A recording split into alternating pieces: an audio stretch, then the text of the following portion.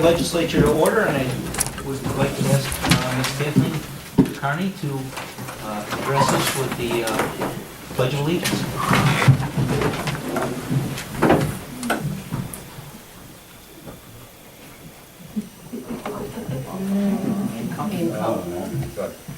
Pledge allegiance to the flag of the United States of America and to the republic for which it stands, one nation, under God, indivisible, with liberty and justice for all. Thank you. We'll ask you to stay standing for a moment of silence for veterans, both past and present.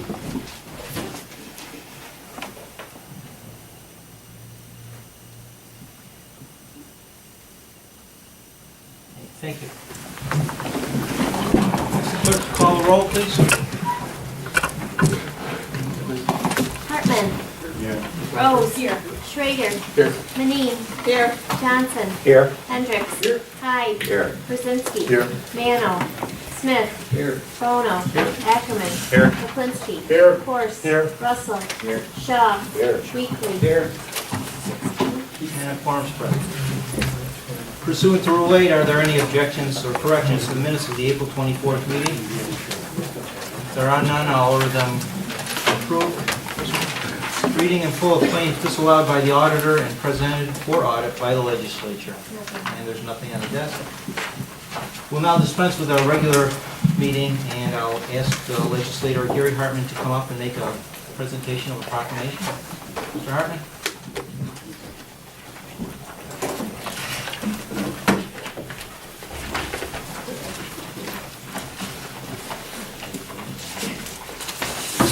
I have the very wonderful honor to have this opportunity to present a proclamation to Kathleen Carney. Mrs. Carney was named the most outstanding elementary school principal in New York State, which is quite an honor. The criteria for the award includes: it sets the pace, character, and quality of education for the children in the school. She is a practicing principal who is committed to excellence. She has made a commitment to parents and community, and she has shown evidence of outstanding contributions to the community's educational process. In part of the release, the association stated that she is a strong advocate for universal pre-K, which I think is very important. All the studies show how important that is. Early intervention and sustainability of programs despite fiscal tightening. I think that's real important these days to do so well with ever-limiting resources. She has mentored 5 teachers as they did their administrative internships, and many of them are now successful principals, having had the benefit of Kathy's tutelage and experience. In 2007, Kathy was recognized as the Herkimer County Cares Asset Builder for all of her good work, both in and out of school. Not only is she a great educator, she does a lot for the community. I have the greatest admiration for anyone involved in the educational profession, and with someone like Kathy with the talent, the passion, the commitment, and the compassion, and anyone in education puts in long hours. Someone like that, a leader like that, provides immeasurable value to individual students, the community, and society. So right now, I'd like Kathy and the family to come up. And she's also a wonderful mom.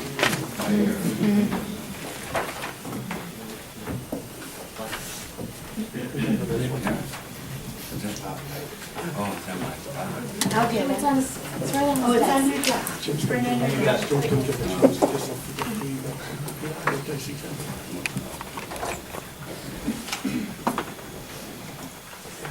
I'm very happy to present to our the superstar of the educational profession.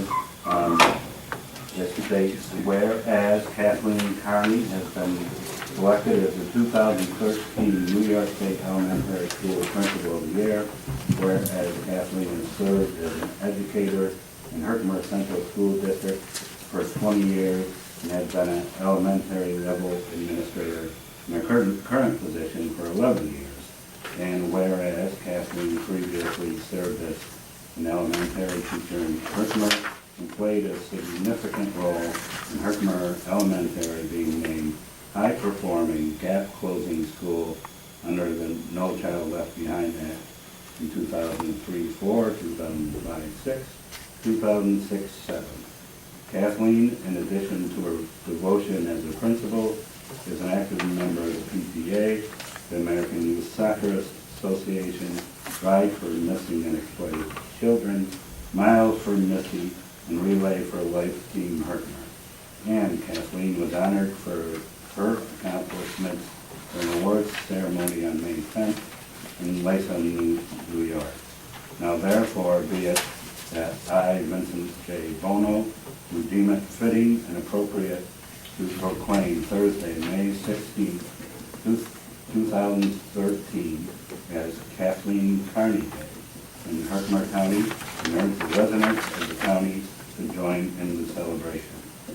Given unto my hand the great seal of the county of Herkimer, New York, in the year of our Lord, 2013. Congratulations.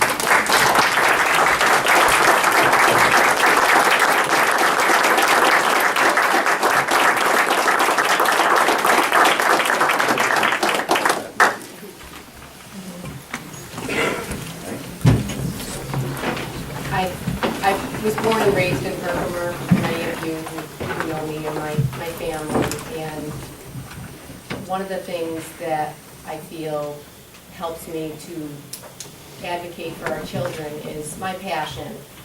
My passion has always been children, and really this award represents something greater than myself. This award represents the community, this award represents my students, and this award really represents my staff.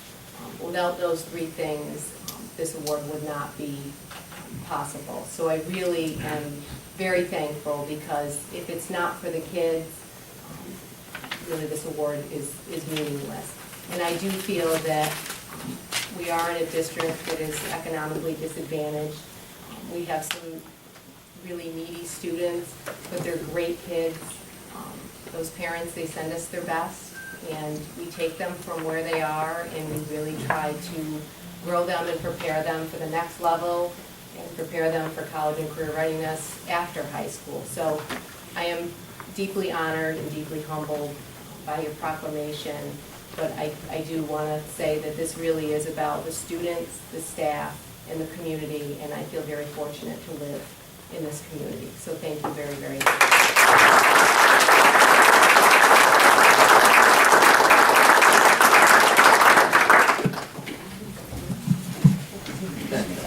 Thank you.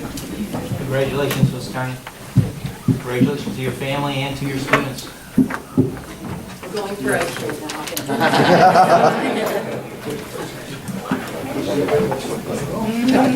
I'm going to go off script here a little bit.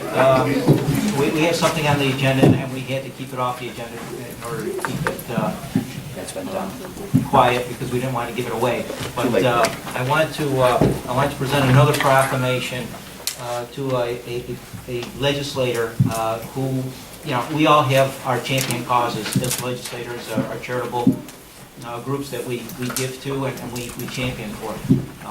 And it's no different for this gentleman who champions for a cause that, you know, we try to stand up for people who can't stand up for themselves. And well, in this case, it's for animals that can't stand up for themselves or have a word in the fight here. So this gentleman has always championed the Humane Society for a long time, and he's our representative on that board. And the Humane Society has reached a milestone of 100 years in existence. So I'd like to call Legislator Corse up to accept the proclamation on behalf of the Humane Society.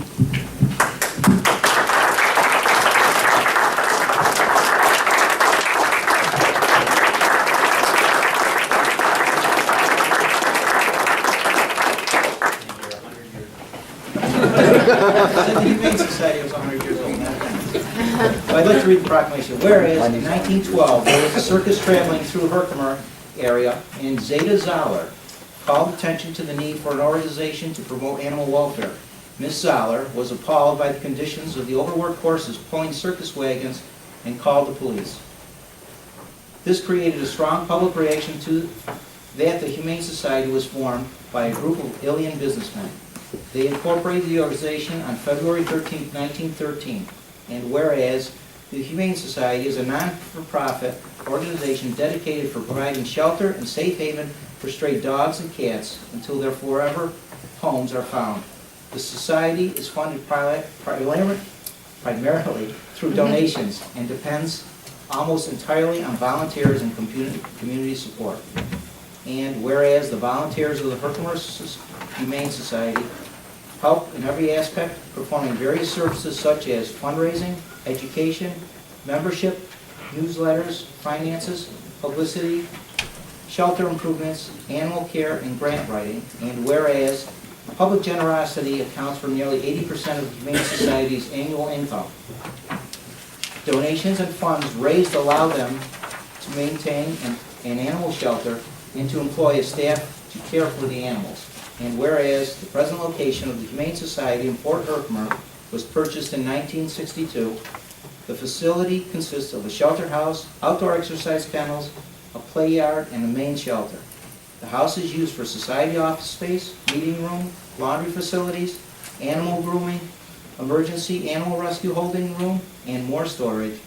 And whereas the Humane Society has grown quite a bit since its humble beginnings. Their board of directors now consists of 11 members, all volunteers who contribute in some way to keep things running.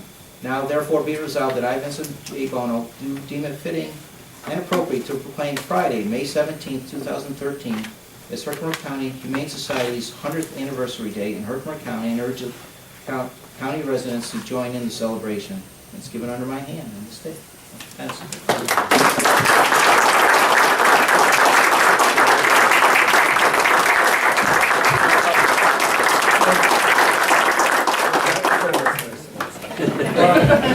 I reluctantly got involved. I had a constituent who was upset that taxpayer money was going in and the meetings weren't open to the public. So I sort of crowbarred my way in and went through, I think I've been through 4 or 5 different presidents of the board over there.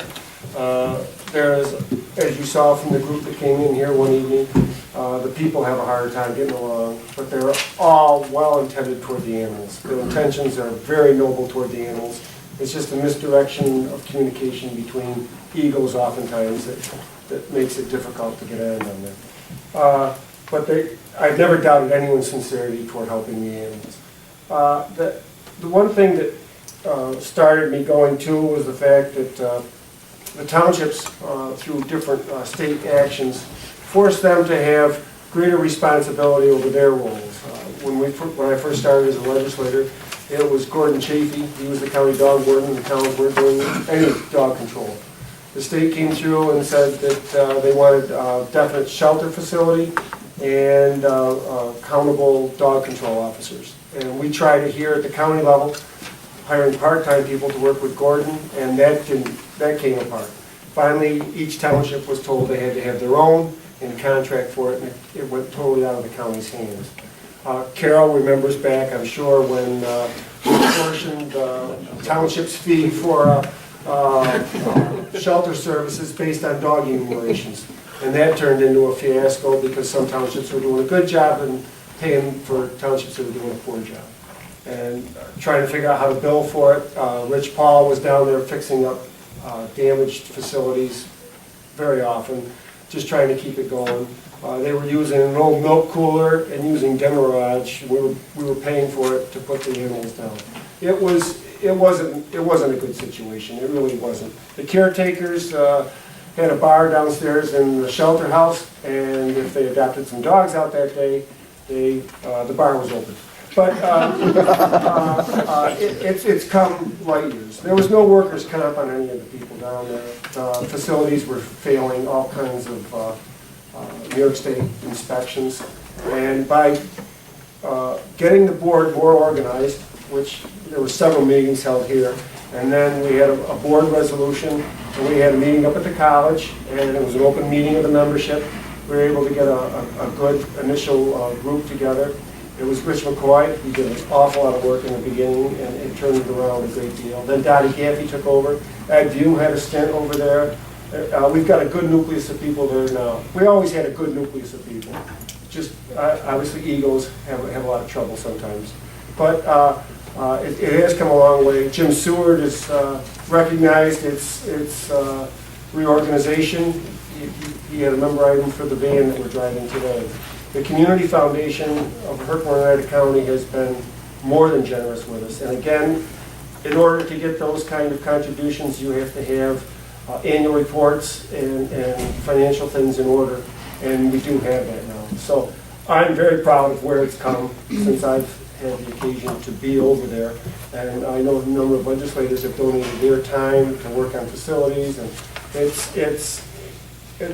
people who come from ag and markets and inspect us say that we've got as good a shelter as they know of in the state. So it shows, and we do very well. The county gives $15,000 a year as a block grant, but it's a $250,000 operating budget per year.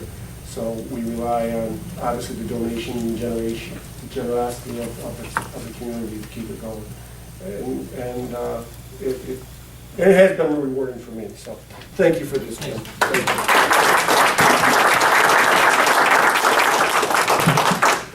Okay, we'll now go to resident comment, and there is no one signed up, so we'll move on to the agenda. Communications received by the legislature and the committees to which they have been referred are listed on the agenda. Does any member of the legislature request mention of any particular communication? Mrs. Rose? I'm sorry. Resignation, communication number 174. Clerk will call, or read 174, please.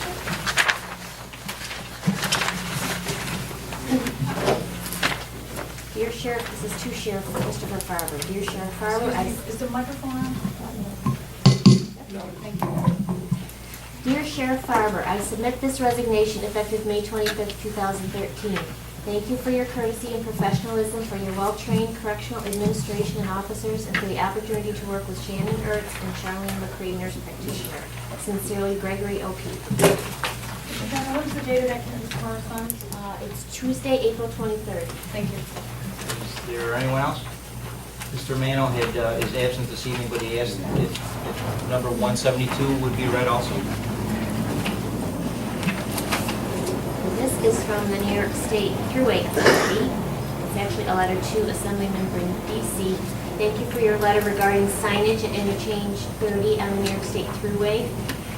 The Thruway Authority strictly adheres to the national and state signage standards set forth by the Federal Highway Administration. The manual on uniform traffic control devices provides detailed guidelines regarding signage requirements. Due to the geographic constraints of the Mohawk River, New York State Route 5, and the railroad line, all which pass under the thruway in this area, sign placement closer to the exit would be difficult. However, based upon the concerns you have brought to our attention, we will re-examine the signage and see if there are any options to address the concerns. Specific to your inquiry, a review of the signage at this interchange has been conducted and shows the extent of existing signs far exceeds the minimum requirements. As outlined above, and they outline where the signs are, attraction and lodging signs are currently present in both directions. While the attraction sign has 2 of available 3 subpanels full, however, it's possible to expand these signs to allow up to 6 per exit. When adding an attraction and/or business, the Thruway Authority traditionally works with the local attraction and/or business requiring a panel on the sign. The authority appreciates your interest in forwarding your concerns. Sincerely, Thomas Madison, Jr., Executive Director. Okay. Anyone else? Move on. Pursuant to Rule 6, Number 8, understanding committees, is there any chairman who wishes to advance the progress of their committees? Mr. Russell? I just want to make a comment. I met with the sheriff. Can't remember what day it was. I guess it was Monday. Mr. Wallace and Mr. Bono came later. We met with Dr. Zellman. And I just wanted to say it was just such a nice meeting. I mean, he's just a wonderful guy. As far as I'm concerned, he's a real war hero, and he accepted the position based on a monthly basis now, and I just, if you get the opportunity to meet him, it'd be wonderful, and I certainly move for the resolution, that we passed. Just an outstanding job. Any other chair? Everything else is pretty much within our resolutions here, and they speak for themselves. Anyone else? Move on. Now, continue with the consent agenda. Will the clerk please read the title of each resolution on the consent agenda? Number 124 is Human Resources and a report of Social Services Department. 125, Public Safety Emergency Management with the monthly report of the sheriff. 126, Human Resources confirming appointment to Office for Aging Advisory Council. And 127 is Ways and Means transferring funds. I have a motion on the consent agenda. Mr. Hyde, second by Mr. Ackerman. Any debate? All those in favor? Aye. Any opposed? Nay. Resolution passes. Now go on to the regular agenda. Starting with number 128. Committee on Ways and Means apportioning mortgage tax. This resolution authorizes the apportionment of the mortgage tax to the towns and incorporated villages. I have a motion. Mr. Russell, second by Mr. Weekly. Any debate? Clerk will call the roll. Smith. Yes. Bono. Yes. Ackerman. Yes. Kaplinski. Yes. Corse. Yes. Russell. Yes. Shaw. Yes. Weekly. Yes. Hartman. Yeah. Rose. Yes. Schrader. Yes. Janine. Yes. Johnson. Yes. Hendricks. Yes. Hyde. Yes. Brzezinski. Yes. Resolution passes. 129. Human Resources and Ways and Means authorizing agreement for the services of a psychiatrist. This resolution authorizes an agreement for the services of a psychiatrist in the mental health services to fill a vacancy. I have a motion. Mr. Smith, second by Mr. Hendricks. Any debate? Mrs. Rose. Mr. Chairman, on Friday, this issue came up. I appreciate the comments that Mr. Russell gave, that they had a meeting on Monday. We had learned on Friday that Dr. O'Keefe had resigned. Oh, I'm sorry. Psychiatrist. Excuse me. Gail. I'll come later. Thank you. Mr. Hartman. Thank you. I just want to mention that I think the services that we provide here are very valuable, and I think we ought to do something to make the public more aware of the mental health services that we have, although the recent reports that we utilize quite well. I've had a chance to discuss a couple of matters with Mr. Scudder, and he does an excellent job. I'd like to commend that department, and hopefully the public takes advantage of it. I think this one position is very important. Mrs. Rose. In this particular resolution where we're bringing Dr. Bennett, who was with us before, back, are we also providing the medical malpractice? It's not referenced in this resolution. I didn't know if it needed. We did provide it in the past. We're not. We do not. All right. Thank you. Thank you for the deal. Anyone else? All those in favor signify by saying aye. Aye. Opposed, nay. Resolution passes. Number 130. Human Resources, Ways and Means authorizing contract with Upstate Cerebral Palsy for Office for the Aging. This resolution is a contract with the Upstate Cerebral Palsy to provide a shopper service for senior residents through the Office of the Aging. Motion by Mr. Weekly, second by Mr. Shaw. Any debate? Mrs. Rose. Mr. Chairman, when this was presented to us on Friday, it's my understanding that this is an agreement we're going to have with UCP, and it's a service that they will provide one of their employees along with a consumer to go into the homes perhaps of some of our residents in Newport, Schuyler, and the Poland area to do shopping for them. We really won't have a role in collecting monies, interviewing, and knowing anything about the people that are providing the service. I think a shopper service is critically important. I think it's probably something that we used to provide through the, be it the CHAR, one of those services where we had aides on board through public health, where they could do shopping for people. We've lost those services. But I question in this, as I did at the committee meeting on Friday, that entering into an agreement where somebody will go into a senior home as much as one time a week or is needed to do their shopping, with no cost to the county for the service. And that in this particular agreement, we're not going to be subject to any liability. I just don't understand why we are injecting ourselves into this process. If another company comes forward offering similar services, if a company comes forward offering house cleaning, if a company comes forward offering yard care, are we setting ourselves up for entering into agreements for such services? I think that we should commend the Office of the Aging for having this information available and letting our seniors know it, but I don't understand why we would be entering into the process at all, other than the Office of the Aging being able to inform a senior that such services were available through newsletter, news media, or whatever. I think it's something UCP is entering into with the employee, with the senior's house, and I don't think that government should get itself involved in this. There's not-for-profits that are doing it, and apparently UCP does a great job. So I'm not going to support this in the purpose of county getting involved in it. Let's keep government out of it. Thank you. Mr. Russell, please. I just wondered if Ms. Fox would like to talk a little bit more about how the program works. No. Basically, she described the program. It's a shopper service that UCP is going to provide for us. One of the reasons I think getting a contract with them also is to protect the senior citizens that the people are going into their houses. We require them with any contract that we have, and this one, there's no money attached, that there's liability insurance in place. So that will be in place, so if anything happens within the senior's home, that will be covered. So it's not only the referral piece, but it's also the liability piece, knowing that that's in place. Mr. Hart? Follow-up thing. Okay, I'll let you follow. So then this UCP is going to provide some insurance coverage that's going to protect the county and protect the senior? According to Ms. Fox? And has the county attorney had an opportunity to review the limits of that insurance or how we're protected? Many a times when we've heard conversation about insurance and I'm saying, well, are we held harmless? And the comment I've heard is, they'll sue anybody. So when we put ourselves in it, whether we're making ourselves liable. Has the county attorney had an opportunity to review any aspect of this? Hello, Andy? I think it's come up to our office. I might have been referred to one of my assistants. I haven't looked at it personally, but You have the contract, but not the actual insurance certificate. Okay. So it would be the typical insurance certificate that we would require for any other contractor, like any aid agency that we had that went into a senior's home. It'd be the same liability requirement from this agency to provide, so that we know that the senior citizens are going to be covered. Thank you. Is there anyone else? Thank Mr. you. Hartman, did you have a comment?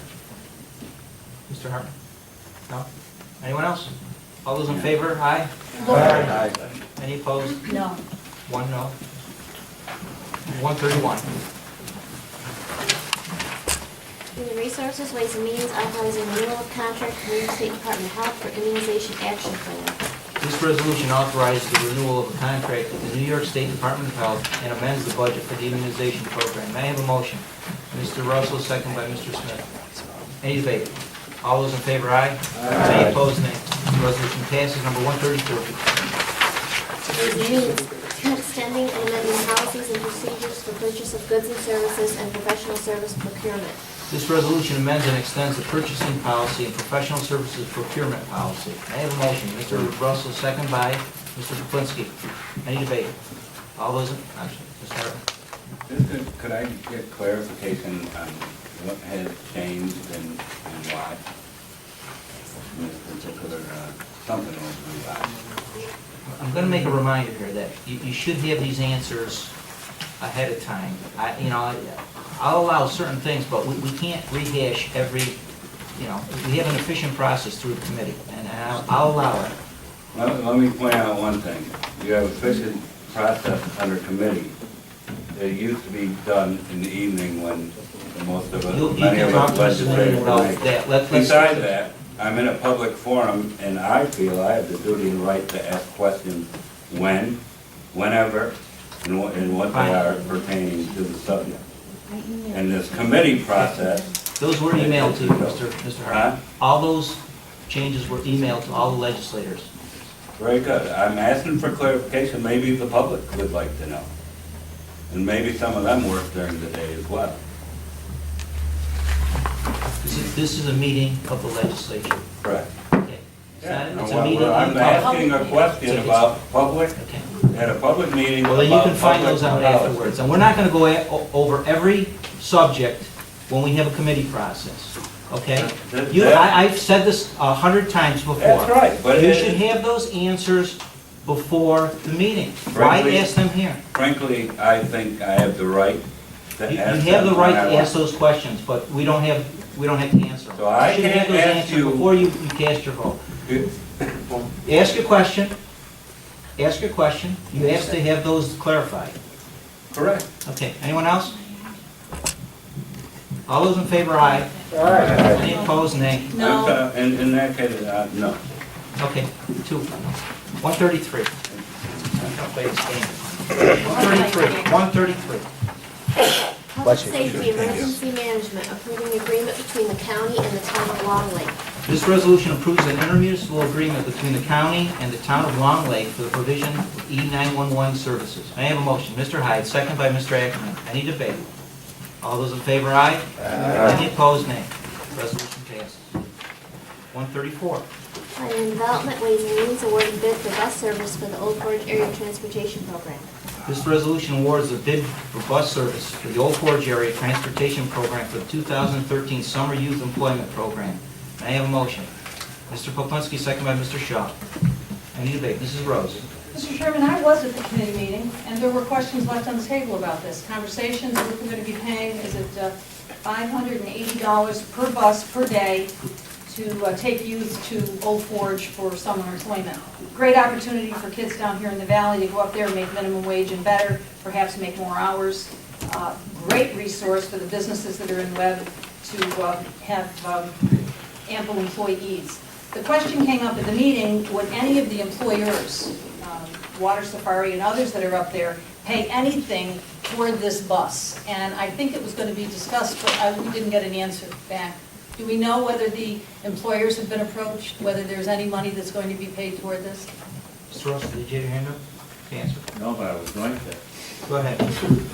We said during that meeting that Mr. Wallace and I, at some point, we're going to have a meeting with the people who, the businesses that utilize the bus and ask them that very question. We also were going to look to see if we could maybe cut down to 5 days a week versus having 6 or 7. I remember that. Mrs. Rose. Mr. Chairman, I make a motion that we table this resolution until such time as we have that additional information. This is allowing the full double trips, the full bus. If there's an opportunity to lower it, if there's an opportunity for some kind of compensation from those suppliers, the resolution can be more accurate. Right now, we're authorizing money for something that may be richer than what we need to provide. So I move to table this resolution until that information is provided. Very good. Motion to table, second. Second. Second by Mr. Hartman. Any debate? Roll call, please. It's not debatable. Okay. Roll call. Clerk, call the roll. Mr. Hyde? Yes. Brzezinski? Yes. Smith? No. Bono? No. Ackerman? No. Kaplinski? No. Corse? No. Russell? No. Shaw? No. Weekly? No. Hartman? Yes. Rose? Yes. Schrader? No. Manine? No. Johnson? No. Hendricks? No. Motion to table is defeated. Back on the original. Any more debate? Mr. Hartman? Is it appropriate to ask if we advertised for bids and received any other ones? I believe, Mr. Decker, you want to clarify this? We did advertise for bids, but this was the only bid received. Thank you. Anyone else?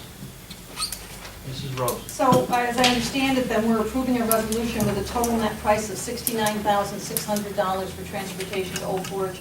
Can we understand that if there's productive conversation between Mr. Russell and whoever else comes to the table, does that reduce this amount? Is there an opportunity soon to have that dialogue, or how will this go about happening? That's a good question. Mr. Russell, did you? This resolution is for this year. It's well within our budget.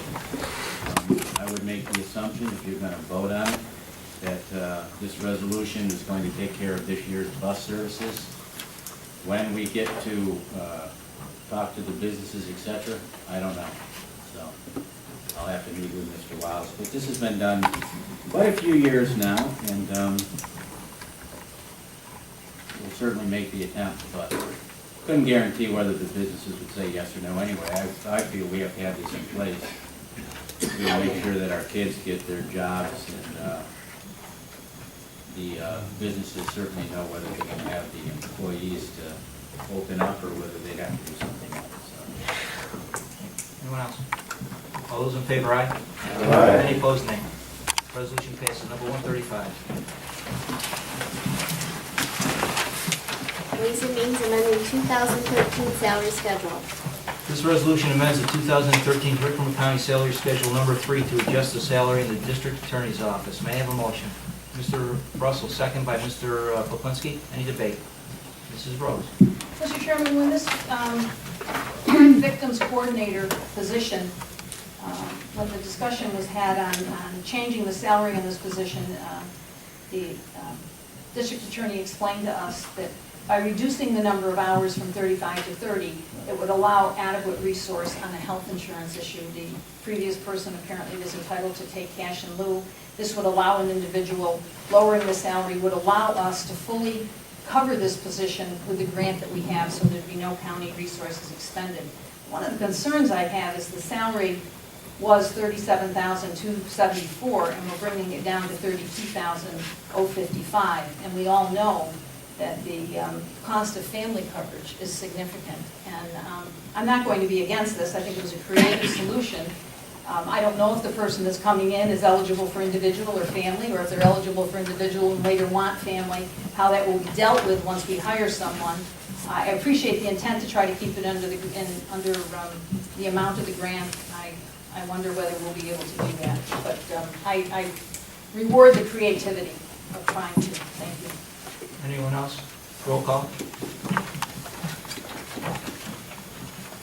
Mr. Shaw. Yes. Weekly. Yes. Hartman. Yes. Rose. Yes. Schrader. Yes. Manine. Yes. Johnson. Yes. Hendricks. Yes. Hyde. Yes. Brzezinski. Yes. Smith. Yes. Bono. Yes. Ackerman. Yes. Poplinski. Yes. Corse. Yes. Russell. Yes. Resolution passes. 136. Public Safety Emergency Management authorizing participation in Adirondack Regional Interoperable Consortium. This resolution authorizes a memorandum of understanding in connection with participation of Herkimer County in the Adirondack Regional Interoperable Communications Consortium. Mr. Hyde, seconded by Mr. Hendricks. Any debate? All those in favor? Aye. Any opposed? Resolution passes. 137. Ways and Means Properties regarding curtain wall at Herkimer County Office and Courthouse Facility. This resolution authorizes an agreement with Marsh Associates for the design, preparation, and advertisement of sealed bids for asbestos removal and carpet replacement, as well as renovations for the curtain wall entrance at the office, courts, and facilities. May I have a motion? Mr. Hyde, second by Mr. Johnson. Any debate? Mrs. Rose. Mr. Chairman, renovation to the curtain wall entrance is part of this, and it's the architectural services for that, along with asbestos removal and carpet replacement. I just think it's incredible that this curtain wall situation has not been able to be remedied. And before I came on this legislature, I remember a former legislator saying to me that it was a problem from the day that it opened. I hope we learned something from this in terms of construction and being certain that things are correct when they're built and held accountable. Minor retention of money certainly hasn't covered what's had to take place here at the curtain wall. The resolution calls it renovation of the curtain wall. I would have preferred the word to be correction and remedy of problems with the curtain wall, but that's just a comment. Thank you. Anyone else? All those in favor, aye? Aye. Any opposed? Nay. Resolution passes. 138. Human Resources Ways and Means authorizing execution of settlement agreement and release with At Home Care. This resolution authorizes execution of a settlement agreement with At Home Care, Inc. concerning the operating certificate of the Certified Home Health Agency and Long-Term Care Agency. May I have a motion? Mr. Smith, second by Mr. Shaw. Any debate? Mrs. Rose. Just as for people that might be interested in the room, the people that weren't here at the meeting, your committee meeting on Friday, when this legislature voted to sell our CHOP And At Home Care was the provider of services that you chose to buy our license. And we entered into a variety of agreements with At Home Care to provide services to our people while we were transitioning out of the CHOP business, and they were going to take over our license. In the interim, changes in the New York State Department of Health made our license pretty much worthless. At Home Care had made a $50,000 deposit, and this is them paying another $150,000 toward what was worthless, what is apparently worthless. I had asked in committee meeting what we received here. There was a tremendous amount of legalese, things that certainly were above my grade level to understand. But we were saving At Home Care harmless, and they were saving us harmless, and everybody was not going to blame anybody for anything during the transition. And for that, we get this $150,000. I welcome that we're going to have the $200,000, got the 50 last year and get the 150 this.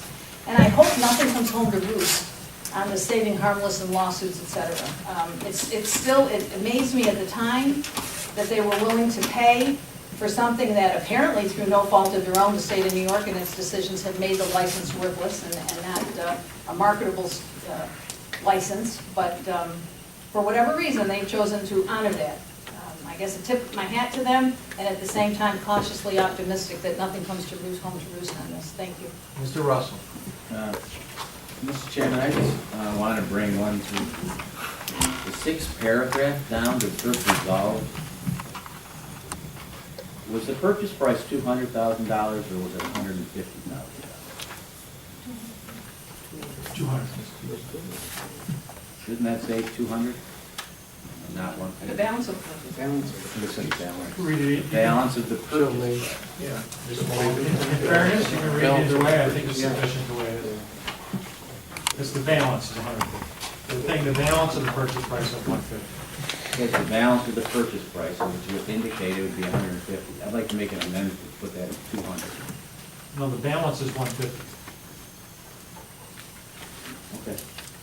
You good with it? You still want to make the amendment?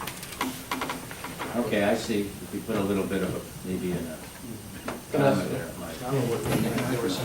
Let's see what you say. As long as everybody realizes the purchase price was 200. Correct. Anyone else? All those in favor, aye. Aye. Any opposed, nay. Resolution passes. Number 139. Administration, Veterans Affairs, in opposition to the passage of legislation to allow early voting.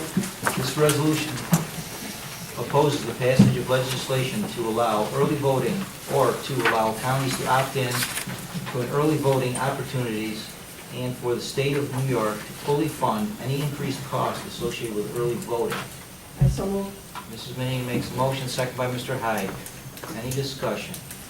Mrs. Rose. Mr. Chairman, there was quite a discussion on this. Mrs. Farber had added to with information that she had from various meetings. I would suggest that this resolution sounds as if it's two-part. One, we're opposed to early voting, and two, even if there were early voting, we're opposed to it if we have to fund any money. I am opposed to it if it costs the county any money. I am not opposed to early voting in principle. So I'd like to propose an amendment to this resolution, starting with the resolution of the Committee on Administration and Veterans Affairs in opposition to the passage of pending legislation, adding the word pending legislation.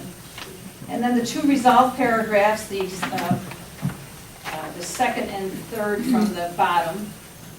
The resolve that Herkimer County Legislature hereby oppose the passage of legislation requiring counties to implement early voting. And I want to combine that with a second resolve that says if the proposal is enacted, and let me start again, please, that the Herkimer County Legislature hereby opposes the passage of legislation requiring counties to implement early voting if such proposal is enacted and the state does not fully fund the cost of early voting for those counties that provide it.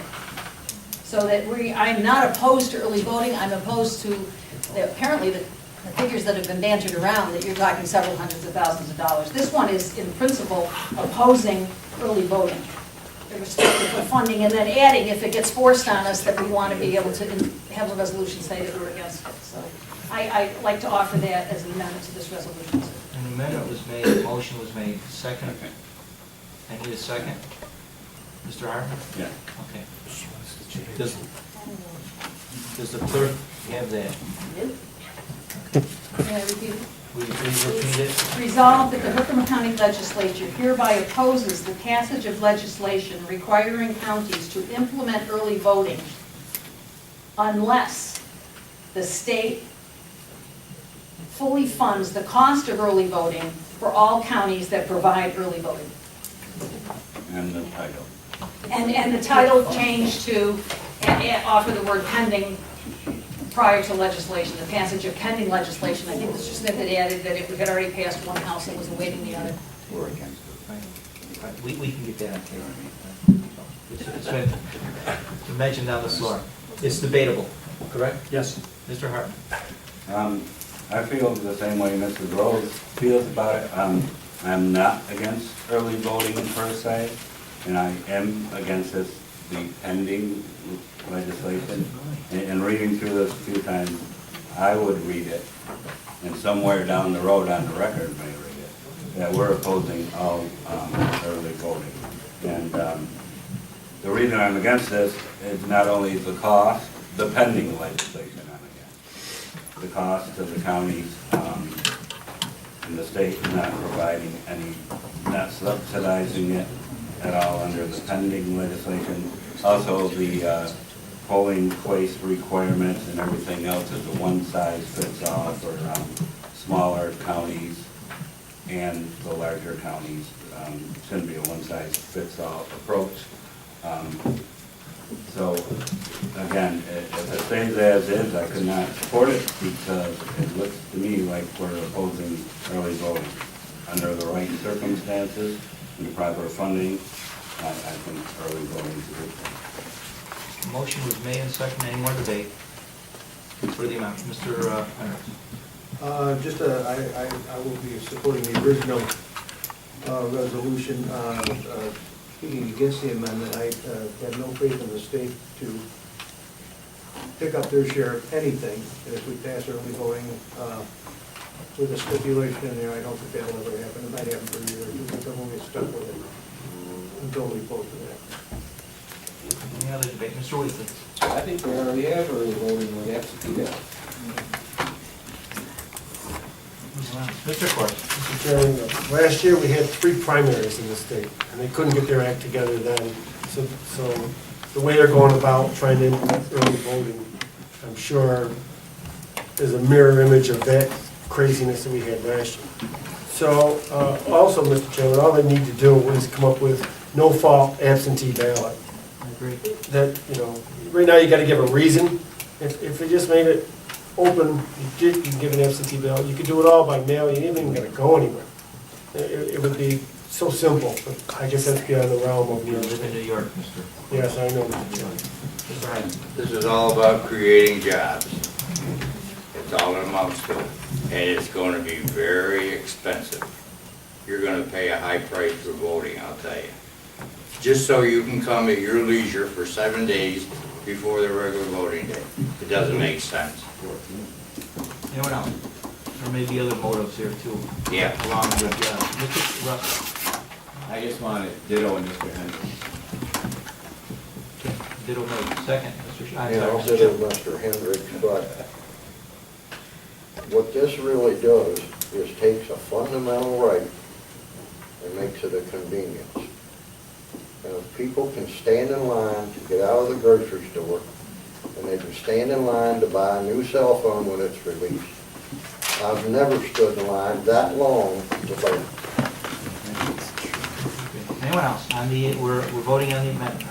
Ms. Rose, more debate? Just to follow up, I guess when there's only 2 of us that are in favor of amendment. I think that standing in line, I believe that it's an attempt to encourage voting. It's a privilege, it's an honor to be able to vote, and I think that in the wonderful world of imagination, everyone would get out there and do what they need to do. If this is a way of increasing voter participation and it doesn't cost us, remember, we're not voting to have early voting, that's going to be the guys in Albany. We're voting to send a resolution to them to tell them what we believe. So I guess your resolution as it was written was as you intended. It was to be against early voting, and if you make us do it, at least pay for it. I understand that. But my motion to amend stands and it can fall. Mr. Smith? May I ask Mrs. Farber a question? The 14 days that they're saying that they're gonna have this early voting, do you have to treat those days exactly as you would a one-day voting? Yes, So whatever the expense is for one day is going to be multiplied by 14 days? for as many facilities as they want us to have open, yes. Mr. Russell? Again, for Mrs. Harder. The cost was mentioned, and I don't want to get it wrong. Do you remember what you, Well, just in throwing around figures, it was very broad, and it was It was very 125 broad. to 250, but I can't. right, is that- from other commissioners, from our DCA association, for the primary alone, an average figure would have been $50,000 or will be $50,000, and for a general election, it could go up to $200,000. Again, those aren't figures written in stone, those are just figures that some of the commissioners came up with by doing just some, quick calculations. I mean, and my point is this, and even if the state says, let's fund it, it's still gonna cost us, whether we're county taxpayers or state. Thank you. Anyone else? We have a amendment made in second. All those in favor, aye? We want a roll call? Yes, please. I'll allow a roll call. Mr. Brzezinski. No. Smith. Bono. No. Ackerman. No. Kaplinski. Now, Corse. No. Russell. No. Shaw. No. Weekly. No. Hartman. Yes. Rose. Yes. Schrader. No. Medine. No. Johnson. No. Hendricks. No. Hyde. No. Defeated. On the original, any more debate? All those in favor, aye? Aye. Any opposed? No. Moving on to 140. Both Administration, Veterans Affairs, Ways and Means declaring May Day for mandate relief. This resolution declares the month May Day for mandate relief to raise awareness that decisions made in Albany have a direct impact on the property tax levy and local community services in Herkimer County. May I have a motion? Mrs. Manine, second by Mr. Hyde. All those, debate? Mrs. Rose? It is so critically important that Albany understand in this plumbing business how it all rolls downhill onto the county, so much of it does. And I think this resolution articulates many of the places where we've been impacted. I think that it's important that we send this resolution out, and ISAC certainly has played a role in trying to get that from all the counties. It's equally important that we in this room recognize the kind of mandates that we might be putting on the taxpayers. The one that I've been heralding since I came here is the very liberal health insurance that we offer to ourselves and to elected and appointed part-time officials. I think we always need to be aware of what mandate means, and it means often that the individual taxpayer is being forced to support certain things that on the surface they may not if they were given the opportunity to vote on it. Charter reform in Herkimer County to reduce the size of the legislature, control those costs, are something that this body can change. We haven't seen fit to do it. So while we do this, we should also put our nose to the grindstone and try to look internally for the things that we are mandating or things that we could offer to streamline government even more so and do that. So this is a great resolution. I hope that we'll have some actions within your committees to resolve other things like mandates in this county. Thank you. Anyone else? All those in favor, aye. Aye. Opposed? Resolution carries. Number 141. Administration, Veterans Affairs opposing voting safety legislation. This resolution opposes a bill currently in the New York State Assembly that amends the navigation law concerning voting safety. May I have a motion? Mrs. Manine, second by Mr. Johnson. Any debate? Mr. Hartman? Yes, I don't, sometimes I think I'm in Albany in the assembly, we're talking about state laws so much. In any event, I do have to comment on this. But I took the time last night to go through a lot of material relative to both accidents and fatalities. how other states do this. I know this letter to Mr. Butler from Rivet Marine that has generated this resolution. I think more thought should have been put into it rather, and I hope this resolution wasn't drafted just based on this one letter. There's talk about economic impact.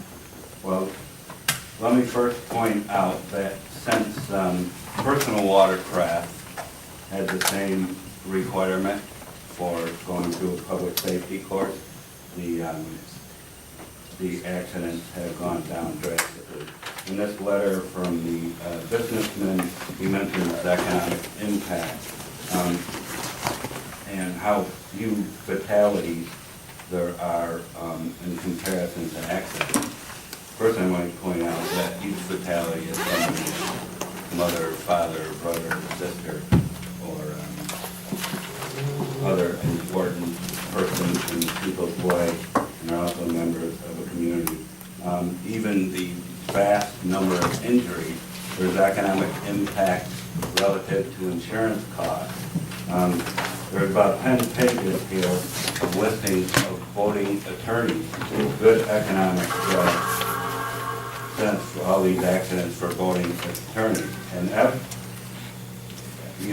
all these accidents, but those legal costs, the insurance costs, the economic impact of the number of search and rescue because of people getting in accidents, that the number 2 or 3 cause in all these articles is cause of accident, fatal, and injury is inexperienced voters. We have public safety and we have other safety course requirements for other activities. I think we got to think about the law. I mean, since we have snowmobile safety courses, hunting safety courses, I don't think they have that huge economic impact of somebody like this. This gentleman thinks it will impact rentals. I can tell you one thing, the people that died or got seriously injured won't be renting. And also, if people want to go through the course like they do for a number of other things that require a safety course. And I think we got to consider the economic impact of the search and rescues that cost a lot of money, the danger it puts in our our first responders under. If there are going to be accidents, but if you read the background material on this, the vast majority of accidents are caused by people that don't know the rules or the safety requirements. There's one gentleman wrote a story on how he pulls over a number of people on lakes, and he gives them a ticket. Most of those people that got the ticket don't even know what they are doing was against the law because they never had a court telling them it was. So I think the economic benefit or economic cost was exaggerated in this letter, and even despite that, the economic cost behind accidents and other things, due to the lack of safety education, I think this resolution is wrong, and I will vote against it because I think that course is a good way to go. Anyone else? Mr. Schrader. I totally disagree with Mr. Hartman. I think it's just another way that the state's asking for more money, more revenue. If they can find a way to take more money out of your pocket, they will. And so I will vote for this resolution. Mr. Henry. I think we've seen some of the bigger tragedies we have, voting accidents and like that. They've been by certified captains, certified by the state of New York and the U.S. Coast Guard. So I'm thinking, I believe there's a strong program out there to educate people, and younger, especially younger people. But I mean, you start requiring education for this, I certainly hope they require education for ice fishermen in the wintertime, because you get up around Sylvan Beach, they have a heck of a time getting them off the ice. So Well, there are safety programs out there, and obviously, when people, including them, people aren't taking them, they are taking the snowmobile and hunting courses, so they have to, and this idea that because every accident doesn't involve somebody that's not educated on operating the boat, or the laws of operating the boat, doesn't involve, you know, it involves captains and stuff, then you know, get rid of safety because it might happen to an expert. Kind of like getting rid of DWI laws because DWI accidents still happen. I just never bought that kind of argument. Anyone else? Well, community are the poorest, safest people in the world. All those in favor, aye? Aye. Any opposed? No. One opposed. Number 142. Safety Emergency Management Ways and Means, appointee jail physician. This resolution appoints Dr. Richard Zellman as jail physician for the county of Herkimer. May I have a motion? Mr. Hyde, second by Mr. Ackerman. Any discussion or debate? Mrs. Rose. Has the resolution been signed by the majority of each of these committees? Because this particular resolution wasn't adopted, was it? Was not adopted in committee. I think it's been signed. Can we verify that? Sure. Do we have after? We got the resolution. Please check. 142? No. The signed copy. Oh, we have a signed copy? Yep. Has it been signed? Hi, everybody. I was home. Mr. Chairman, we met on the 17th of May, excuse me, the 10th of May, the Public Safety Committee met. Dr. O'Keefe's resignation was tendered on April 23rd. By meeting on the 10th of May to discuss this, and knowing that Dr. O'Keefe's resignation is the 24th of May, leaves a very short period of time, and obviously we have to have a physician in the jail. I think that this would have been incumbent on us to know it earlier and be able to have a process. Again, Mr. Russell spoke about meeting, I forget who he said met with him, the sheriff himself, Mr. Wallace, perhaps Mr. Bono, to meet with the candidate, Mr. Dr. Zellman. And this is not a reflection on Dr. Zellman at all, although the sheriff, when he spoke about Dr. Zellman's willingness or interest in taking this job, he did mention that he had heard that there might be 2 other physicians. And at the time that was discussed in the committee, I had asked that whatever group was going to be able to do this would be able to report whether those other 2 people were interested. And I don't know whether anyone else did, if there was any follow-up to find out if there was interest or not. That's the last we heard. Can I be advised whether there were any other candidates that were approached? Mr. Russell, did you? I did not approach any other candidates. This is, as it says, a month to month, we need a jail physician.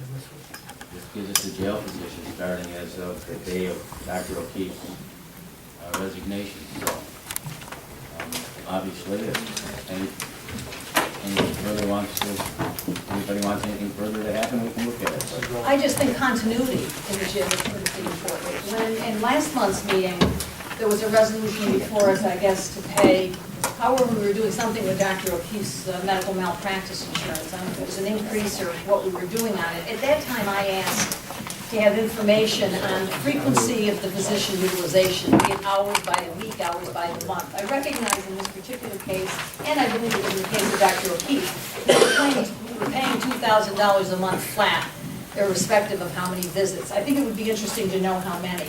I had someone who's a nurse practitioner mention to me that if New York State only moved on legislation that was before them, and I believe both definitely Senator Stewart had opposed previous legislation that would have allowed greater autonomy on the parts of nurse practitioners, we'd be able to cover this operation probably much more economically.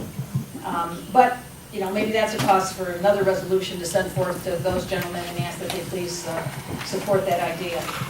The fact that it's month to month is one thing. I just want to go on record that here we are we were on the last Friday, just finding out about a resignation from the 23rd of April. We have convened meetings, emergency meetings for a variety of things. There's been public safety, there could have been a public safety meeting where this could have been discussed. Those who are saying, go ahead and hire, this is a legislative appointment, and if people in the room have no problem abdicating that responsibility to a representative group because of the tight timeline, which didn't need to be a tight timeline. It could have been dealt with efficiently and with adequate time to be able to even put a notice out there, are there any doctors that are interested. Dr. Zellman comes, as I understand, he's a veteran. I think that's a wonderful skill and experience to bring to treating inmates that would be in our jail. Unfortunately, I think at times our veterans with PTSD and a variety of symptoms can run afoul with the criminal justice system. So this is not meant to diminish what Dr. Zellman can bring to there, but I would reiterate, I would like to know, perhaps for the last 6 months, Mr. Chairman, if you could explain to me where to get it, because I asked for it, the utilization. I don't care who the inmates are, I'm curious about the time. I'd like to know, are we keeping track of the time and that we're spending with this contractor in our jail? And I would appreciate you advising where I can get that information. I think the sheriff has that information. I don't have it. I would imagine the sheriff would have that information. Would anyone else be interested in that information besides Helen? All right. Ask the sheriff. I hope I don't have to foil it. Not really. Thank you. It's up to the sheriff. Anyone else? Mr. Johnson. I'd just like to commend that we're hiring a disabled veteran for this position. Wish we could do more and get more veterans into the county, and I will support this resolution. Mr. Hart. I likewise have the utmost respect for Mr. Dr. Zellman. You know, it's great to have a veteran interested, and from all I hear, he's a good man, well qualified, and he is a vet, which is a plus. In the end, I probably would, if there were other candidates, he probably would have come out on top in my mind. But I too have a concern about the timeline, April 23rd to May 10th. I think that happens all too often in this body. Some people are aware of it, but that is something that's important. It didn't have to be this delay in some of us getting the information, and perhaps it should have been a more open process, seeing if there are any other doctors out there. And having said that, like I said, he probably would have came to the top of the, came to the top of the list anyways. But I think with this and other jobs and appointments, we should have a more open process and more communication between elected officials. Mr. Hyde. Call a question. Mr. Hyde calls the question. Point of order, though, Takes Mr. Chairman. precedent. Dr. O'Keefe's name is in this resolution. Does it belong there? It's been clarified. Mr. Hyde's called, may I have a second? The original. Mr. Johnson. All those in favor? Mr. Chairman? Aye. Well, I don't know what's been corrected. I don't have that resolution. The resolution I was given has Dr. O'Keefe's name in it, holding him harmless. So I don't know what resolution you're referring to that's been corrected. I am not on public safety, and I am Doesn't not matter, on... you see every resolution. It goes by It's everybody. me. So if it's been corrected, please provide me with a copy of what we're voting on. Do we have a copy? Yep. So, Mrs. Rose.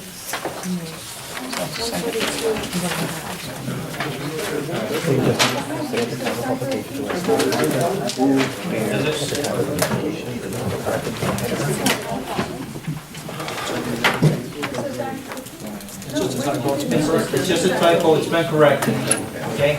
It's on the original, just... It would be important that we be given those. Okay, substitute Dr. Zellman's name in, please. Okay, where am I?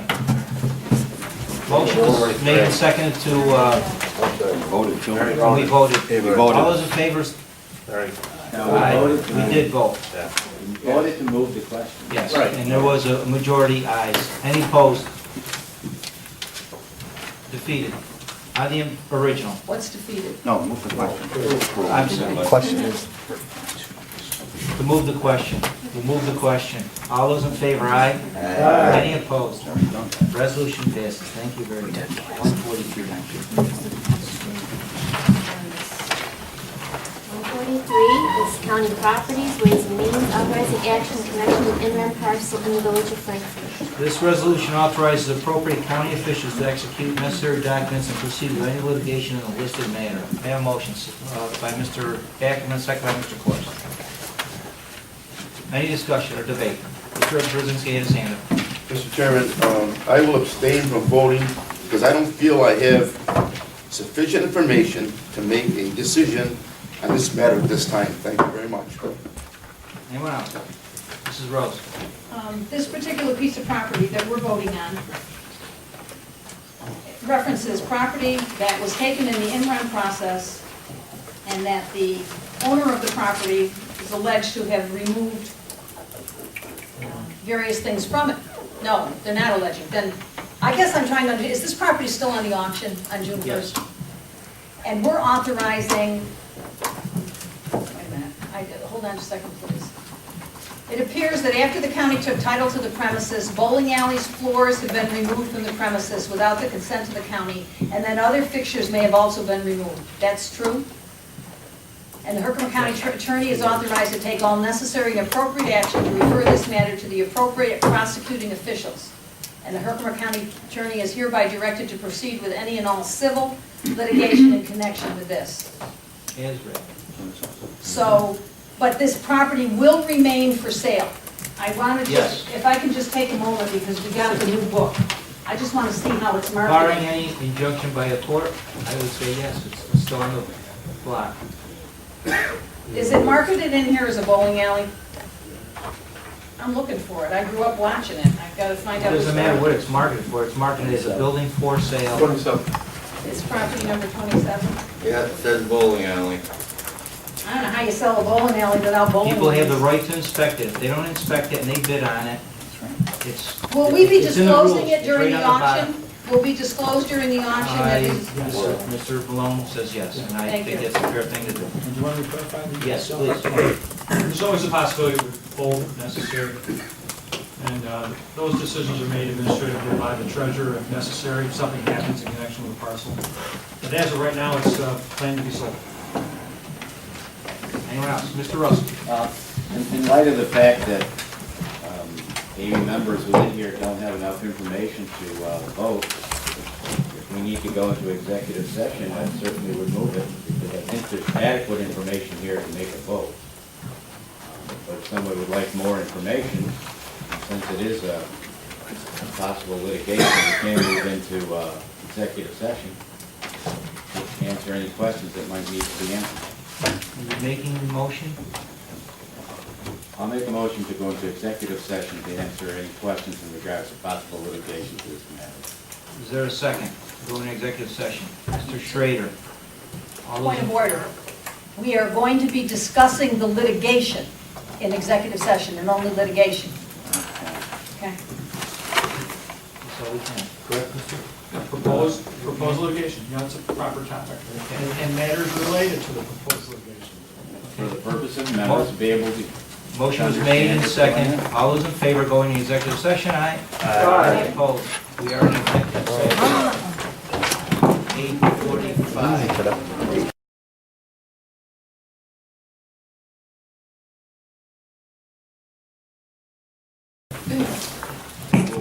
All right, we're back in session. Everyone got their camera on? Hollywood? Okay. We're discussing number 143. And we need a motion. Motion was made, right? Second? We're under discussion. We're under discussion phase. Mr. Hyde. I asked if we could get a clarification on abstention. And Mr. Malone will please read the rule. It's Rule 34. Any member who shall be present when a question is stated from the chair shall vote thereon, unless excused by unanimous consent of the legislature, or unless he or she be personally interested in the question, in which case he shall not be entitled to vote. So finding that rule, I looked in Sturgis, and there's nothing in Sturgis, but in Robert's Rules of Order, personal interest is discussed.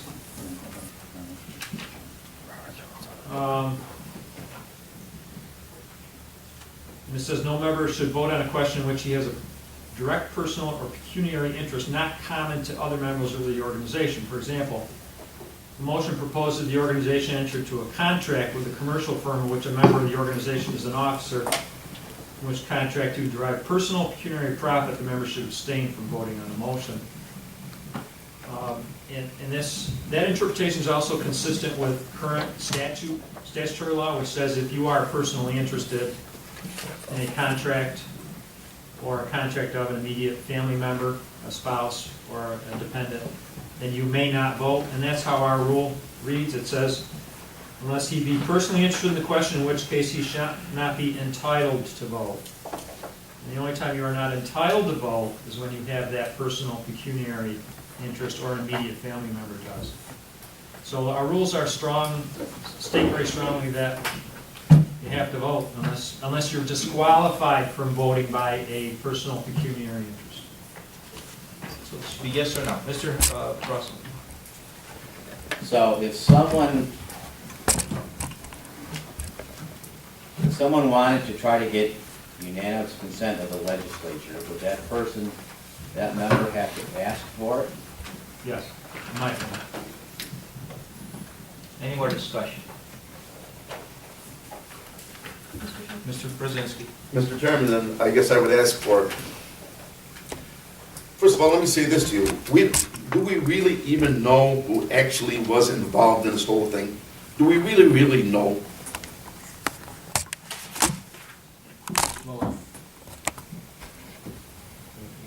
We know some of the people who were involved, that's for sure.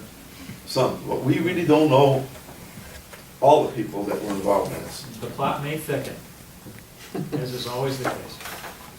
And we're asking Mr. Malone to research that and Mrs. Rose. This resolution is stating that things were in the property and are gone from the property. And it's asking that all legal avenues be explored to investigate, really. It's authorizing an investigation to find out what happened. It's not stopping it from the MREM process. This MREM is going forward because the taxes of significant amounts were due and owing. All this says is allow an investigation to go forward, be it civil or criminal, to find out who was responsible, or were they responsible for removing anything from this property that rightfully belonged to the county since we took title to it. And I believe it will definitely mitigate the sale, but I can appreciate at the same time wanting to get it back on the market as quickly as we can. So I will support this resolution. And I know the people who have run this operation for years, and it's sad, and I hope that there's a vindication of those that need to be vindicated, and people are held accountable for those that need to be held accountable. Anyone else? Mr. Chairman. Mr. Corsi? The taxpayers of Herkimer County have been robbed. We want to find those people that are culpable, do a thorough investigation, and reclaim some compensation for what has happened to the taxpayers of Herkimer County. That's our job. Sometimes this job isn't always fun. Sometimes it's hard. And in some instances, this could place people in this room in an uncomfortable position. But on behalf of the taxpayers, 94% of them pay their property taxes on time. And then we're dealing with people that, for whatever circumstance, can't pay their taxes. There's some misfortune. There's some people that are definitely not paying their taxes for whatever reason. But we owe it to the process on behalf of the people we represent to do a thorough job and find out what happened here. Anyone else? Mr. President? Mr. Chairman, just one more note I got here. I don't believe anyone in this legislative body had any knowledge of what was happening at that location. So over that period of time, when we took title to when the contents of the building were removed, how are we to know exactly what transpired, and again by who? That's what this resolution will do. We will investigate that, and if we need to go further, we'll act accordingly, under advice of counsel. Anyone else? Mr. Schrader. I think with this resolution, I think we're setting precedents here that we will not tolerate this stuff in the future. And I would think that, with lessons learned with this, I think once we acquire a location that we might want to go in and take some pictures, photographs, just to ensure that we get the full value out of the property that was there when it was taken in the future, rather than have this situation happen again down the road. We just need to let people know that we're not going to tolerate this. They can be discussed in properties. Mr. Smith had his hand. Mr. Chairman, when we vote on this, I'd like to have a roll call vote. Yes, sir. Mr. Poplinski? I'd like to call a motion. Mr. Poplinski is calling the motion. Second? Mr. Hyde, all those in favor? No, No. Any opposed? no. Roll call vote. Roll? No, too late. Call it. Do it fast. We will now call the motion. And all those in favor, I'm sorry, call the roll. Mr. Chairman? Yes. Can you just go over this again? It's exactly what we're voting on. This is exactly as written, your last 143, resolution 143. We will be commencing litigation against the Whoever. applicant or the whomever, Responsible party. the responsible party. If they're found. If they're found. It's all relative to what our legal department finds, and we'll act accordingly. The advice of counsel. Can I go home now? It's been referred to the DA, so it's very clear. So, Mr. Brzezinski. Mr. Chairman, so what we are doing then is just having an investigation as to try to find out exactly what has happened here. Is that what we're voting on? Because I have no problem with selling. More than that. We will continue if Mr. Malone finds out through the investigation that there, Mr. Malone, I'll let him speak for himself. It's easier that way. We know the bowling alleys have been removed. We believe that they were wrongly removed. This authorizes litigation be commenced against the appropriate parties. If necessary. Yeah, but by who, Rob? By who? By the county of Herkimer. No. Against Who told against them the to remove appropriate it parties. and who removed it? There's ongoing criminal investigation. That's all you're gonna say. And we'll wait for the Well, results. there isn't anything such thing in this resolution saying that it's criminal. It just says in this resolution, what is it here, civil, No, it's- doesn't it? no, it's- Civil let's refer to litigation? the appropriate prosecuting officials. That's in there too. That's Show me where it says, Mr. Malone says it's criminal. The point of order, that the question was called, so we need to vote. We need to vote. So I'll ask the clerk to call the roll. Mr. Brzezinski asked for unanimous consent. Was that, I don't mean to interrupt. He didn't, did he? He asked for it, yes, he did. You asked for unanimous consent? Yes, You're allowed to, yes, he did. he did. I'm not trying to jump in, but that's what he did. Uh-huh. Okay. Absolutely. So motion was made for unanimous consent. Is that a motion? I don't know. I can't make it in that form. Unanimous consent for immediate consideration. Does anyone object to unanimous consent? I think we need to vote on this, so I guess I withhold unanimous consent. That make everybody comfortable? We good? I'm good with that. There's no Yeah, I unanimous think consent? I think you should vote too. Okay. They were all quiet. we do a roll call. All right, so we're going to vote. Mrs. Milan, call the roll. we're doing a roll call. Okay. We're doing a roll call on the resolution, right? Yes. Call the roll. Mr. Poplinski. Yes. Corse. Yes. Russell. Yes. Shaw. Yes. Weekley. Yes. Hartman. Yes. Rose. Yes. Schrader. Yes. Manine. Yes. Johnson. Yes. Hendricks. Yes. Hyde. Yes. Brzezinski. Stay. Cannot.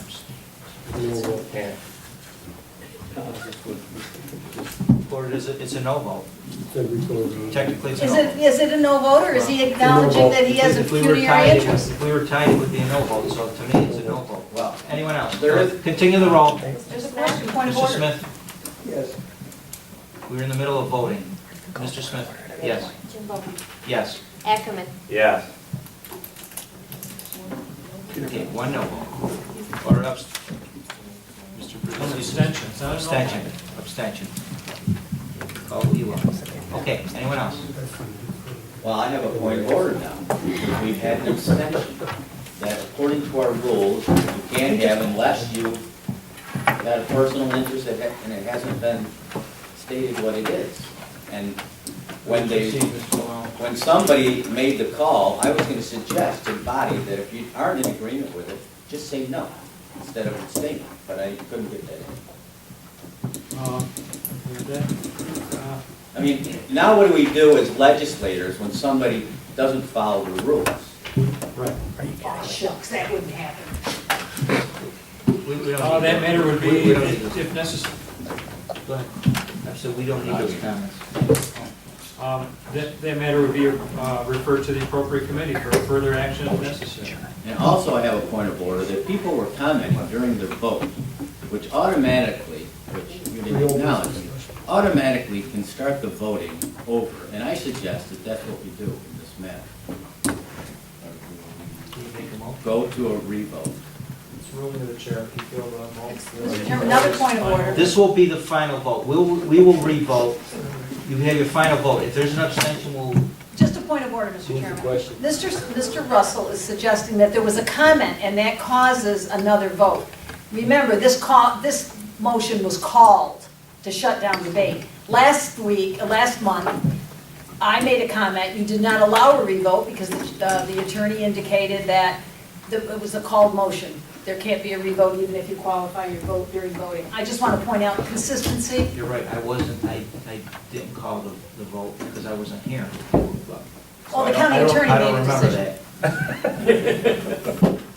I'm lost. I am lost. Listen, we're gonna re-vote. Yeah. We're gonna re-vote I think under in my... the sense of fairness. And you have to vote yes or no. So now we can. People were making comments. I'm sorry, Mr. Russell, I didn't hear your point of order. It was just a blip.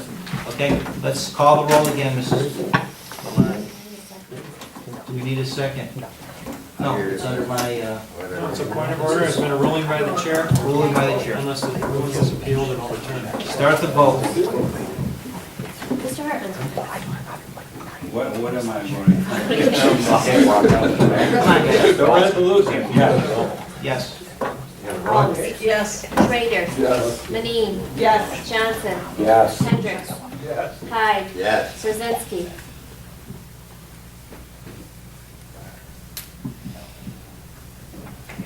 Yes, I guess. Smith? Bono? Yes. Ackerman? Yes. Kaplinski? Yes. Horst? Yes. Russell? Yes. Shaw? Yes. Weekly? Yes. Believe the resolution. Is there any, that completes our resolutions. We will now go to comments by legislators. Any comments? Mr. Brzezinski. Mr. Chairman, we still don't actually know. Yes, we do. No, we don't. We still really don't know everything there is to know about them. We voted to find out. We still don't know. After all this, we just still don't know. We voted to find out. Yeah, And that's why- we're opening debate, Mr. Brzezinski. We can talk about it in the appropriate committee, so I understand your position. We voted to find out. Yeah, but how can 5 people interrupt John when he has the floor? Okay, anyone else? Mr. Brzezinski, are you done? Yeah, I guess I'm done for now. Maybe for a few minutes anyhow.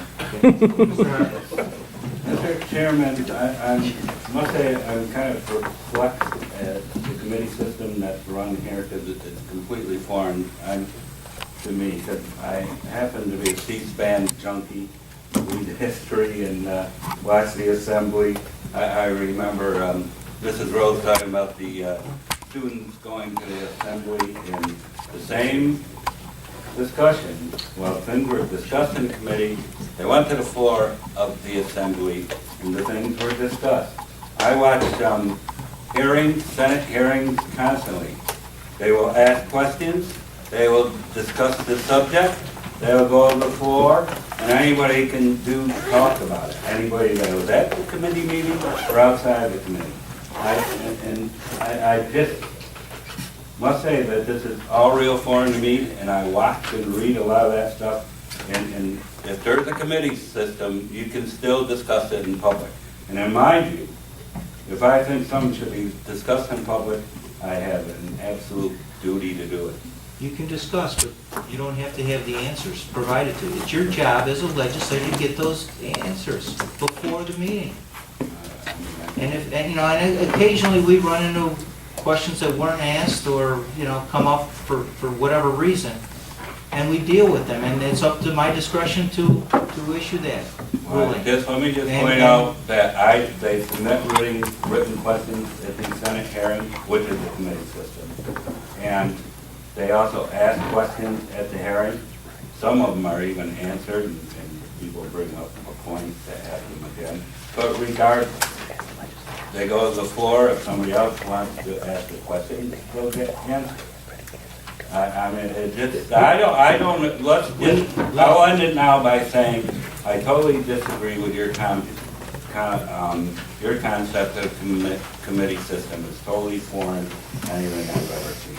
We have a committee system, it's efficient, questions are asked, you should have those answers before you vote. That's the way we operate. We're not gonna rehash every committee on every resolution on a meeting night. That's not the way this body and the rules of this body operate.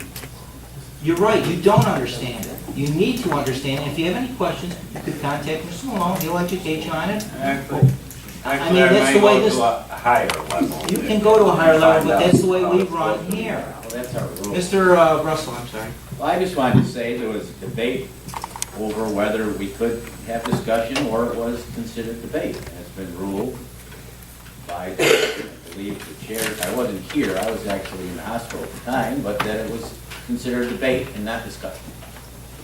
You could ask if there was debate. I think you make the point of saying, is there any debate?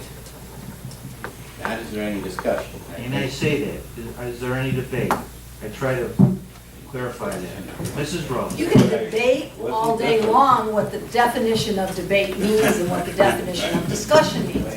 I would point out, I brought this up at the committee, Mrs. Manine indicated that, I think she said we'll look into it. One of the things I've asked for, Mr. Wallace certainly has enlightened me, is that we get notices on meetings. We all get the notices on meetings, that's required by our rules. It's also required by our rules that each committee determines when they'll meet. And that, I don't know how that happens because there hasn't been committee meetings to talk about when committees will meet. Additionally, I ask that whatever prompts an item to be put on the agenda, that the information routinely come to us and does not prompt us to have to ask whatever prompts it. Now, Mr. Wallace has sensitized me to the idea that in some cases it's a phone call from a department head that says, you know, we need a meeting on such and such. I think we need to instruct our department heads that they need to provide whatever backup is causing an item to be put on the agenda, unless it's a real last-minute emergency. We should be given that information at the time the meetings are scheduled while the items are on the agenda. I will acknowledge that once a meeting is scheduled, other things can come up. And I can appreciate that we may have to get those things then. But there are packets of information sometimes that your committees are called upon to review and digest, and unless you call and ask for them, and I don't know how the rest of the people in this room react, but I can't read that quickly and digest it. I want the information ahead of time. Mrs. Manine said the committee will look into it. I think, Mr. Chairman, wanting your committees to work so well, I look for your support in getting that information out to us as quickly as feasible, and if it's department heads not responding quickly, then they need to be told they have to. Without using the word debate again, we're debating this, so. Oh, I'm not making a statement. No, we need to make. I'm making a statement. This was made for Thomas Bailey. We're opening. I did it at committee. We are opening debate. Mrs. Manine, will you please entertain that? Anyone else? Mr. Brzezinski. Mr. Chairman. I had no problem with selling that property, okay? Again, I had no problem with selling the property, okay? I don't believe we have all our ducks in a row. I really don't believe that we do. And I need to clarify the fact that I agree with a lot of people in this room that the tax, I understand. I don't want to open a debate again, so I understand what you're saying. We got your point. You got my point. Thank you very much. Before you proceed to close, as 2013 Violet Festival King, it's my pleasure to invite everyone to the to our kingdom for a weekend of merrymaking on June 7th, 8th, and 9th. It marks the 15th year of the festival has been held, and we will feature Herkimer County's largest annual parade at 10 a.m. on Saturday the 8th. I hope to see all of you there. And for some strange reason, somebody put a footnote on here that says that I should hereby appoint Bernie Kaplinski Chester.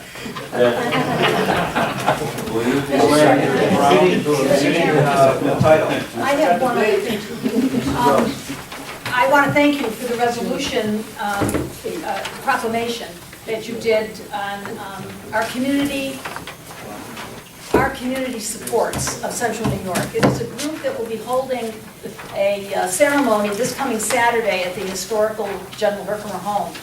And during that ceremony, and Tony Caselli, one of the assemblymen, is the master of ceremonies, they will be recognizing, at this point I think it's 79 young men and women who are graduating from high school this June, who are entering the military from Otsego, Schoharie, Herkimer, and Oneida counties. Herkimer County and Schoharie County at this point have issued proclamations commemorating the service and thanking these young men and women for their service. If any of you have free time, I'll get the particulars to you. It is down at the General Herkimer home on Saturday, and there's a wonderful group that's supporting it. It's a national organization our community supports, and there's a new chapter, our OCS Central New York. So just to let you know, thank you again for the proclamation. We got a couple quick footnotes here. On June 6th, there will be a recognition dinner for Remington Arms hosted by the Herkimer Rotary at Francesca's. If you want more information, contact the Rotary member. They're asked to I know about 8 legislators that are going to that already. So everyone's invited. Also, May 21st is our countywide day of reflection and recognition in regard to the incident that took place on March 13th of this year. We will be giving a healing service along with recognizing departments and services that were provided that day from the federal level, state level, and our local level. I encourage all the legislators to attend that at 7 p.m. at Herkimer County Community College Gymnasium. If you are going to attend, please notify Mrs. Lalonde. The public is welcome. So, again, we look forward to that. Anyone else on any other thing? Mr. Shaw. June the 2nd is Covered Bridge Days in Salisbury. Week before Mr. June 2nd. Parade. What time, Mr. Shaw? Any idea what time? Or it's just a day event? Okay. Mr. Corse. Mr. Chairman, tonight we adopted the annual report of the Social Services Department. In that Social Services Department annual report, there's very specific names of individuals who receive payments for Medicaid. After that annual report was adopted, we came to the monthly report of the sheriff. Mr. Chairman, who's in the jail? No one knows. What are they in there for? No one knows. That should be public information. Their attorneys of record should be public information. I'm not saying that a youthful offender should have his name out there. But somebody should get to, this is $8 million we're spending on jails, we're spending it on public defenders, we're spending it on prosecution, we're spending it on probation. And no one knows what's happening. They fall into this mysterious gulag. I challenge the media. You folks should get to the bottom of this, find out how long these people spend unsentenced, waiting for their trial to be adjudicated. When it is adjudicated, they said, well, come back in about 3 or 4 months, we're going to sentence you, and then you get sentenced. So a D&E felon copying a plea to something less could wind up spending 2 years in that jail without ever winding up in state prison. Then he's given 3 years probation at our tab, and this is going on and on and on. You folks need to get to the bottom of this. This legislature needs to get to the bottom of it on behalf of the taxpayers. And I think you'd see our need to incarcerate go down dramatically if there was some sunlight on what goes on the 3rd and 4th floor of the county office building. Mr. Corse is thrown the gauntlet. Anyone else? Who's I picking need it up? someone to adjourn. Mr. Shaw? Thank you. I'll Second by, I really know it was Mr. Hyde that made that. Second. Hyde, Bob, Shaw, Hyde. All those in favor? Aye. Opposed?